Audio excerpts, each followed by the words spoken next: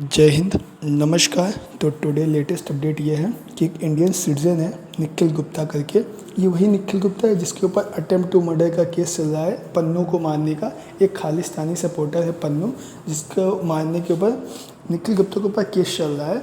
तो यूएसए की एक अपनी खुद की कॉन्स्पिरेसी स्टोरी है कि निखिल गुप्ता एक इंडियन का रॉ एजेंट है और इंडिया के रॉ एजेंट के कहने पर वो यूएसए जाता है, वहाँ पे किसी एक शार्प शूटर को हायर करता है और बोलता है कि पन्नू को मारना है। फिर पता चलता है जो शार्प शूटर होता है वो एक शार्प शूटर ना होके वहाँ का एक एजेंट होता है, वो वहाँ की एजेंसीज को खबर देता है। तो ये पूरा प्लान खुल जाता है। बट अब इसको ये निखिल गुप्ता क्या था, ये चेक रिपब्लिक चला गया था। तो जो यूएसए की जो टीम है वो जाती है, इसको चेक रिपब्लिक से डिटेन करती है और यूएसए में लाया जाता है। अब इसके ऊपर ट्रायल होगा, फिर पता चलेगा इसने ऐसा क्या किया था।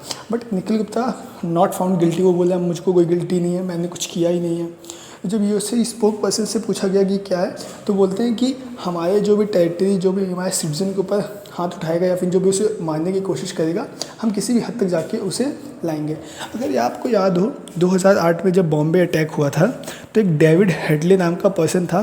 आप विकिपीडिया पेज पे जाओगे तो डेविड हेडले डालोगे तो अमेरिकन टेररिस्ट लिख के आएगा, उसमें कोई दो राय नहीं है।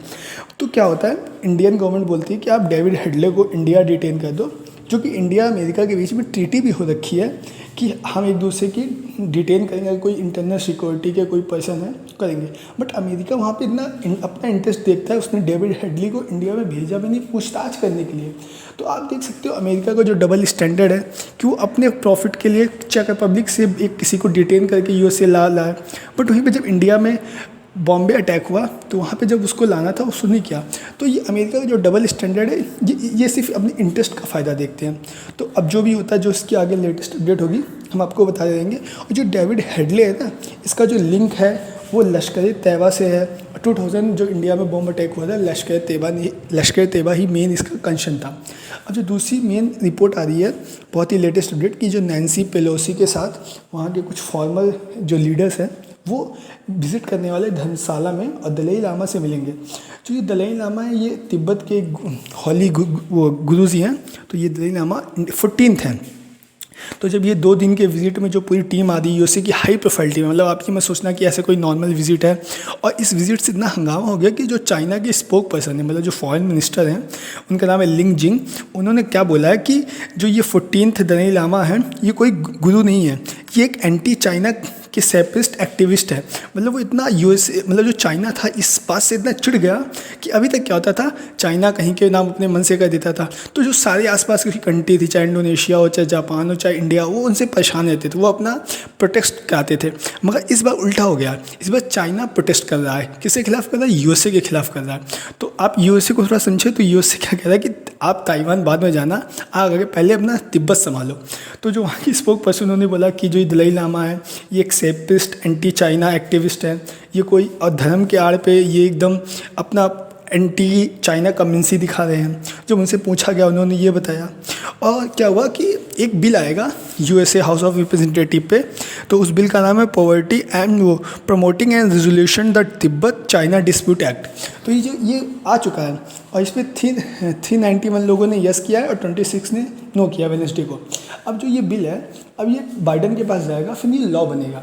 बट जो चाइना का जो मीडिया है, जो वहाँ का स्पोक पर्सन है, जो उसके फॉरेन मिनिस्टर है, वो साफ साफ बोल रहे हैं बाइडन को कि आप ये मत करने की हिम्मत करिएगा, नहीं तो बहुत गलत हो जाएगा।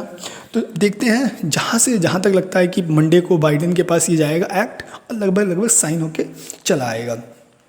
और आपको मैं एक चीज़ बता दूँ, जो नैन्सी पेलोसी है, ये वही नैन्सी पेलोसी हैं जब ये वहाँ पे गई थी ताइवान में, तो बहुत ज़्यादा यूज़ हो गया था, क्राइसिस हो गया था कि पूरा अमेरिका अपने सारे बेड़ों के साथ आया था। उनकी यूएस नेवी गई थी, यूएस एयर फोर्स गई थी और चाइना एकदम कंसर्न हो गया था। बट हुआ कुछ नहीं था, ये वही नैन्सी पेलोसी है।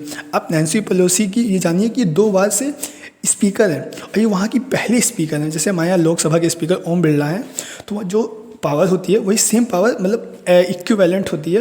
ये पहली बार जब स्पीकर बनी 2007 से लेकर 2011 तक, फिर दूसरी बार बनी 2019 से लेकर 2023 तक। तो वहाँ की पहली औरत थी जो स्पीकर बन गई। और आपको मैं बता दूँ, जो ये मेंबर ऑफ हाउस हैं 1987 से, मतलब लगभग 37 ईयर हो गया। तो Nancy Pelosi is not a कि इजी वॉक या इजी केक, ये इनके लिए बहुत डिफिकल्ट रहने वाला है।